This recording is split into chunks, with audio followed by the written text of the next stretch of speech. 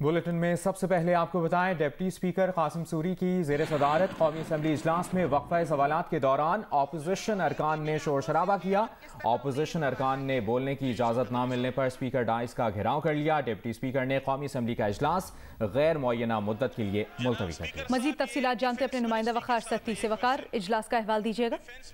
जी, कौमी असम्बली का आज इजलास जो 11 बजे शुरू होना था वो ताखीर से शुरू हुआ काफी, लेकिन हैरत अंगेज तौर के ऊपर जो फ्रांस के सफीर के हवाले से जो एक वो करारदाद आई थी वो आज एजेंडे में शामिल नहीं थी। अपोजिशन अरकान इसके ऊपर बातचीत करना चाह रहे थे और तमाम जो पाकिस्तान पीपल्स पार्टी, पाकिस्तान मुस्लिम लीग नून और दीगर जो वो सियासी जमातें हैं वो इसके ऊपर बात करना चाह रही थी नुक्ता एतराज के ऊपर, लेकिन उन्हें नुक्ता एतराज वो नहीं दिया गया और वक्त सवाल वो कर दिया गया। इसी के साथ ही तमाम अपोजिशन और हुकूमत के 20 के करीब जो MNAs उन्होंने स्पीकर डाइस का घेराव किया और वो नारेबाजी की उस के खिलाफ, और इसके साथ ही वो डिप्टी स्पीकर वो कासिम खान सूरी ने हालात की नजाकत को देखते हुए इजलास गैर मुअय्यना मुद्दत के लिए वो मुलतवी कर दी। बहुत शुक्रिया आपका वक़ार सत्ती, आपने अपडेट किया।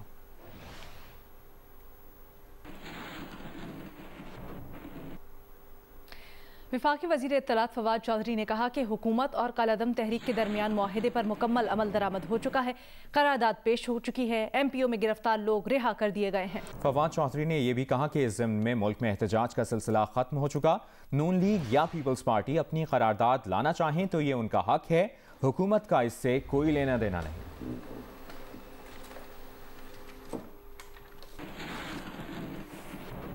और ताज़ा अपडेट ये भी है कि मनी लॉन्ड्रिंग केस में मुस्लिम लीग नून के सदर शहबाज शरीफ की रिहाई का परवाना जारी कर दिया गया है। अदालती अमला रुपकार लेकर जेल रवाना हो गया। रुपकार मौसूल होते ही जेल से शहबाज शरीफ की रिहाई हो जाएगी। आपको ये भी बताते चलें कि 50-50 लाख रुपए के मशल के जमा करवाने के बाद रूपकार जारी की गई और अदालत का जो अमला है वो इस वक्त लेकर जेल रवाना हो चुका है। मजीद तफसीलात क्या हैं, अमीन हफीज़ हमें ज्वाइन कर चुके हैं, उनसे जानते हैं। अमीन, कब तक रिहाई का इम्कान है?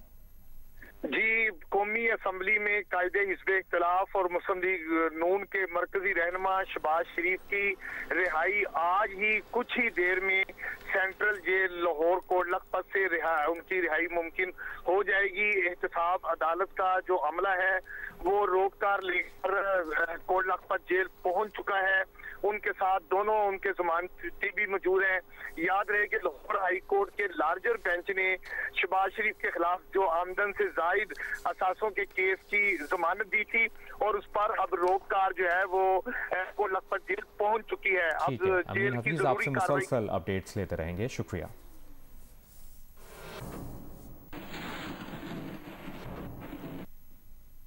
और अब आपको आगाह करेंगे मुल्क में कोरोना की सूरत हाल से। तो वज़ीर आज़म इमरान खान की ज़ेर सदारत कौमी राब्ता कमेटी बराए कोरोना का इजलास आज होगा। इजलास में वफाकी वज़रा, चारों सूबों के वज़राए आला और चीफ सेक्रेटरीज शरीक होंगे।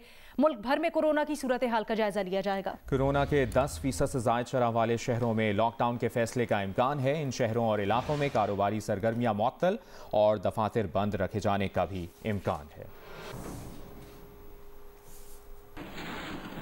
मुल्क में 24 घंटों के दौरान मजीद 144 अफराद इंतकाल कर गए। NCOC के मुताबिक मजीद 5,870 अफराद में कोरोना वायरस की तस्दीक हुई है। गुज़श्ता रोज 53,800 से जायद टेस्ट हुए। कोरोना केसेस मुस्बत आने की शरह तकरीबन 11% रही।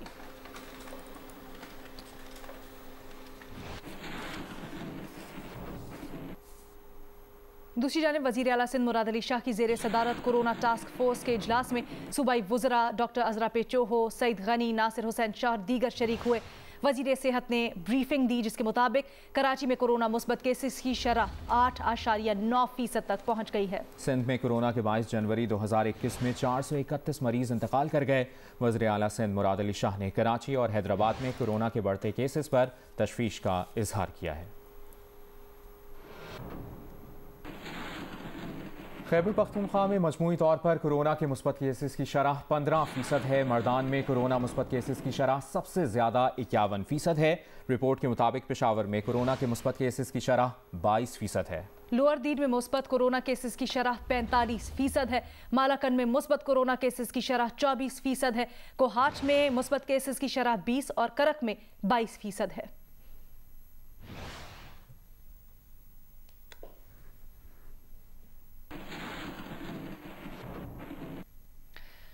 मुल्तान के निश्तर अस्पताल में कोरोना वायरस के मरीजों के लिए बेड्स और वेंटिलेटर्स की तादाद बढ़ा दी गई है, लेकिन पूरे अस्पताल में ऑक्सीजन फराहम करने वाला सिर्फ एक ही ऑक्सीजन टैंक है।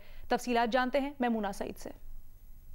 जो मुल्तान के जितने भी सरकारी हॉस्पिटल्स हैं वहाँ पर सिर्फ निश्तर हॉस्पिटल है जहाँ पर कोरोना वायरस के जो मरीज़ हैं उनका इलाज किया जा रहा है। मुल्तान में डेली की बुनियाद पर जो है तकरीबन 8 से 9 जो कोरोना वायरस के मरीज़ हैं उनका इंतकाल हो रहा है और इस वक्त तक मुल्तान के निश्तर हॉस्पिटल में कोरोना वायरस से इंतकाल करने वाले मरीज़ों की तादाद जो है वो 609 हो चुकी है। जो सबसे ज़्यादा तशवीशनाक सूरत हाल है वो ये है कि मुल्तान के निश्तर हॉस्पिटल में ऑक्सीजन का जो टैंक है वो सिर्फ एक है। उस पर ही ना सिर्फ जो कोरोना वायरस के मरीज़ हैं उन्हें भी वहीं से ही ऑक्सीजन फराहम की जा रही है और हॉस्पिटल में जो बाकी मरीज़ एडमिट हैं मुख्तलिफ बीमारियों में उन्हें भी उसी टैंक से ऑक्सीजन मुहैया की जा रही है और निश्तर हॉस्पिटल में उस ऑक्सीजन टैंक का कोई बैकअप मौजूद नहीं है। कनाडा ने पाकिस्तान और भारत से आने वाली मुसाफिर परवाज़ों पर 30 रोज़ के लिए पाबंदी आयद कर दी। कनाडा के वज़ीर ट्रांसपोर्ट का कहना था कि पाकिस्तान और भारत से कनाडा आने वाले मुसाफिरों की बड़ी तादाद में मुस्बत कोरोना केसेस रिपोर्ट हो रहे हैं। इसीलिए दोनों ममालिक से मुसाफिर परवाज़ों पर पाबंदी का फैसला किया गया है। ये भी वाज़े कर दिया है कि कार्गो फ्लाइट्स पर पाबंदी का इतलाक नहीं होगा। बराह रास्त आपके लिए चलेंगे। मुस्लिम लीग नून के रहनुमा इस्लामाबाद में मीडिया से गुफ्तगू कर रहे हैं। बहस के ज़रिए पाकिस्तान के अवाम के जो जज्बात हैं, नबी करीम सल्लल्लाहु अलैहि वसल्लम से मोहब्बत, नामूस रसालत सल्लल्लाहु अलैहि वसल्लम और ख़त्म नबूवत के हवाले से उनका पुरज़ोर इजहार हो।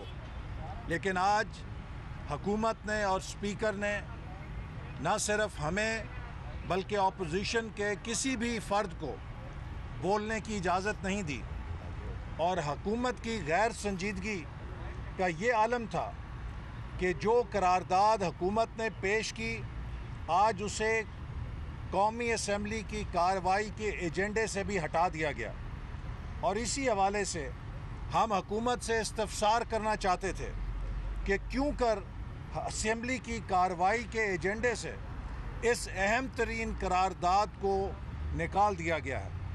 इसी तरह आपको मालूम है कि हमने ये मुतालबा किया था कि इसको महज कमेटी के सुपुर्द करके इस अहम तरीन करारदाद से हम कमेटी नहीं खेल सकते। लिहाजा पूरे कौमी असम्बली के ऐवान को कवायद के मुताबिक एक कमेटी में तश्कील दिया जाए। कौमी असम्बली के कवानीन इस बात की इजाज़त देते हैं कि जब कोई अहम तरीन मसला दरपेश हो तो पूरा ऐवान कमेटी की तश्कील कर सकता है, ख़ुद को कमेटी तश्कील कर सकता है। लेकिन हुकूमत ने इस तरफ भी कोई हमें जवाब नहीं दिया। इसी तरह हमने हुकूमत से इस्तफसार किया था कि हमें हुकूमत मालूमात दे कि उसकी पॉलिसी क्या है, चूँकि वो करारदाद तो एक प्राइवेट मेंबर ने पेश की थी, ना वज़ीर आज़म ने पेश की, ना हुकूमत के किसी वज़ीर ने पेश की। लिहाजा उस करारदाद की कोई सरकारी हैसियत नहीं है, वो एक निजी मेंबर की करारदाद है। तो हुकूमत की इस बारे में क्या पॉलिसी है। फिर इसी तरह हमने हुकूमत से मुतालबा किया था कि वज़ीर आज़म, वज़ीर ख़ारजा, वज़ीर दाखिला और DGISI इस हवाले से रियासत की जो पॉलिसी है वो ऐवान के सामने पेश करें ताकि ऐवान एक इन्फॉर्म डिबेट के ज़रिए इसके ऊपर ऐसा पुरज़ोर और जामे और सब्सटेंटिव करारदाद मंजूर करे जो कि हकीकी मानों में 22 करोड़ आवाम के जज्बात की निशानदही करते हों। लेकिन हुकूमत ने इस तरफ कोई जवाब देने की बजाय आज सवाल जवाब के कार्रवाई को जारी रखना ज़्यादा ज़रूरी समझा और जब हमने एहतजाज किया कि हमें बोलने का मौका दिया जाए तो हुकूमत और स्पीकर साहब के इजलास को गैर मुअय्यना मुद्दत के लिए इल्तवा का शिकार करके उसे बर्खास्त करके राय फरार इख्तियार कर गए। इसी तरह हम इस करारदाद के साथ साथ चाहते थे कि दो अहम मसले जिनका पाकिस्तान से बहुत अहम ताल्लुक़ है उनको बहस में लाया जाए। अबसार आलम साहब साबिक चेयरमैन पैमरा पे कातलाना हमला किया गया है। ये पाकिस्तान की सहाफ़त पे हमला है, आज़ादी सहाफ़त पे हमला है। ये अमल कई अरसे से, इस हुकूमत के आने के बाद से काफ़ी अरसे से चल रहा है कि आज़ाद मीडिया का गला घोंटा जाए, मीडिया को सेंसरशिप के ज़रिए बंद किया जाए, और अगर कोई सहाफ़ी दबाव कबूल ना करे तो उसे अगवा कर लिया जाए, उस पर कातलाना हमला किया जाए। ये जबर और इस्तबदाद की पॉलिसी पाकिस्तान के आइन और कानून और उन बुनियादी हकूक़ की नफ़ी है जो पाकिस्तान का आइन आज़ादी राय के लिए हमें देता है। हम इसके ऊपर भी हुकूमत से इस्तफसार चाहते थे, लेकिन हुकूमत ने मौका नहीं दिया। तीसरा अहम तरीन मसला कि कोयटा में जब हमारे सबसे करीबी दोस्त मुल्क, बरादर मुल्क चीन का आला तरीन वफ्द मौजूद था, सफ़ीर और उनके साथ एक डेलीगेशन मौजूद था, वहाँ पर एक दहशतगर्दी का वाक़या हुआ जिसमें 5 अफराद जाँ बहक हो गए। ये एक बहुत बड़ा हमला था। ये सिर्फ दहशतगर्दी नहीं थी, ये सी पैक के ऊपर हमला किया गया है, और ये बराह रास्त हुकूमत की नाअहली और नालायकी है कि पाकिस्तान के अहम तरीन दोस्त के सफ़ीर के दौरे के मौके पर ऐसी कार्रवाई हो जाना, चूँकि वो इलाका नहायत गार्डेड इलाका है, वो कोई आम इलाका नहीं है, और इससे पाकिस्तान की शोहरत को, पाकिस्तान के इमेज को और सी पैक को नाकाबिले तलाफ़ी नुकसान पहुंच सकता है। और ये बात भी मैं कहूँगा कि ये वाक़यात दहशतगर्दी के इसलिए ज़ोर उठा रहे हैं कि हुकूमत ने सिक्योरिटी के इदारों को दहशतगर्दी का मुकाबला करने की बजाय अपोजिशन और ख़ास तौर पे मुस्लिम लीग नून के रहनुमाओं के ख़िलाफ़ झूठे मुकदमे कायम करने, उनके ख़िलाफ़ इंतकामी कार्रवाइयाँ करने पर झोंक दिया है। हमारे ज़माने में ये इदारे 200% दहशतगर्दी के ऊपर काम करते थे, सियासी मुखालफीन के ख़िलाफ़ इस्तेमाल नहीं किया जाता था, जिसका नतीजा था कि पाकिस्तान में हमने दहशतगर्दी को शिकस्त दी। लेकिन पिछले कई अरसे से हम देख रहे हैं कि दहशतगर्दी दोबारा सिर उठा रही है, जिसकी वजह यह है कि इस हुकूमत की तरजीह दहशतगर्दी नहीं है, इस हुकूमत की तरजीह अपोजिशन के ख़िलाफ़ झूठे मुकदमे, इंतकामी कार्रवाइयाँ हैं। तो आखिर में मैं फिर कहूँगा कि हमें हमारे दिल और जज्बात मजरू हुए हैं कि एक ऐसी करारदाद जो हर पाकिस्तानी के दिल के करीब है, जो नामूस रसालत सल्लल्लाहु अलैहि वसल्लम की शान से ताल्लुक़ रखती है। मैंने उस दिन भी असम्बली में कहा था कि इससे ज़्यादा अहम काम क्या है कि जिसको वज़ीर आज़म कर रहे हैं और ऐवान के अंदर नहीं है। उनको चाहिए था कि वो ख़ुद होते और हुकूमत के वज़ीर उस करारदाद को पेश करते, लेकिन उस रोज़ हुकूमत ने ना वज़ीर आज़म आए, ना किसी वज़ीर में जुर्रत हुई कि उस करारदाद को पेश करे, और आज फिर हुकूमत ने अपनी गैर संजीदगी का मुजाहरा किया है कि नामूस रसालत सल्लल्लाहु अलैहि वसल्लम की करारदाद से ज़्यादा उन्होंने रूटीन के क्वेश्चन आर को मौका दिया कि उसे चलाया जाए, उसे बुलडोज किया जाए।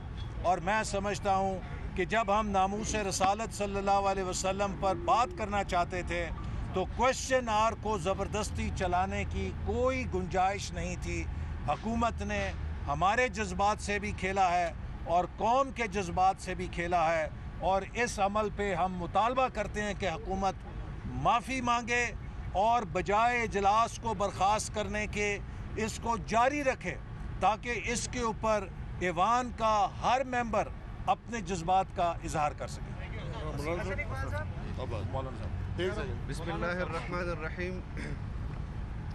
मैं सबसे पहले तो आप सबका शुक्रगुज़ार हूँ, और जिस तरह एहसन इकबाल साहब ने आज कौमी असम्बली की कार्रवाई की तफसील आपको बताई, यकीनन बहुत ही संजीदा मसले पर जिस गैर संजीदगी का मुजाहरा स्पीकर साहब ने किया, और हम 2 दिन से इस पर सोच रहे हैं कि हुकूमत का मौक़िफ़ वज़ीर-ए-आज़म की सतह पर जब उन्होंने कौम के सामने पेश किया और अगले रोज़ हुकूमत के वज़रा ने कौमी असम्बली के सेशन से पहले ही अनाउंस कर दिया कि हमारे मुज़ाकरात कामयाब हो गए हैं और हम हुकूमत की जानिब से आज करारदाद पेश करके उस मुआहदे को तकमील तक पहुँचाएँगे जो हमने TLP के साथ किया।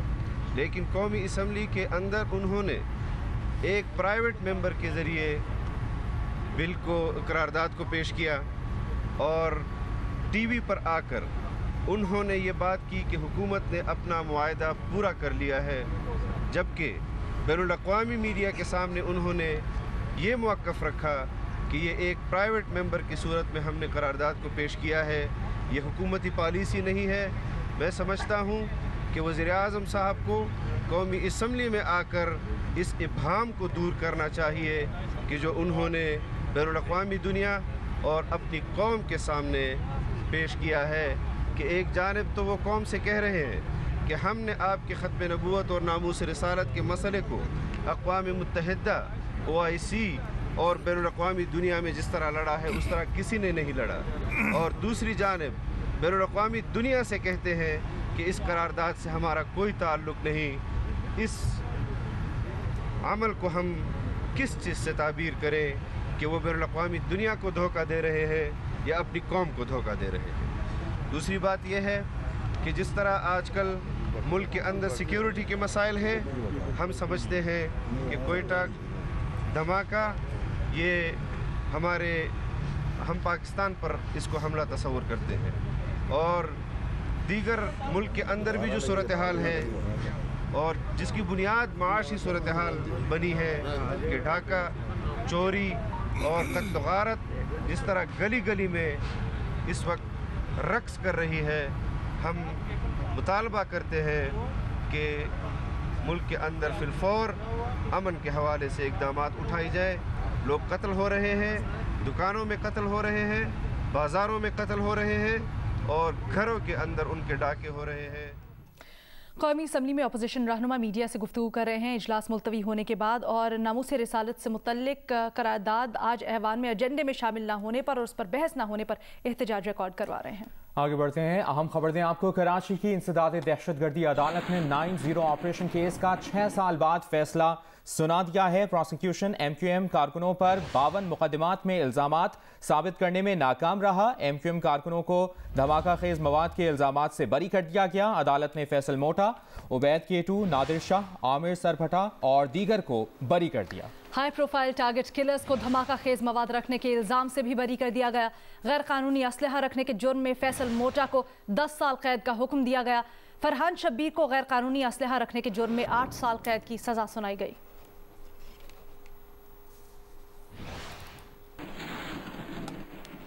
बताएं, सीनियर सहाफ़ी अबसार आलम पर हमले के खिलाफ तहरीक इल्तवा कौमी असम्बली में जमा कराई गई है। सीनियर सहाफ़ी अबसार आलम पर हमले के खिलाफ तहरीक इल्तवा नून लीग ने जमा कराई। तहरीक इल्तवा के मतन में कहा गया है कि कौमी असम्बली अबसार आलम पर हमले से पैदा होने वाली सूरत हाल ज़ेर गौर लाए।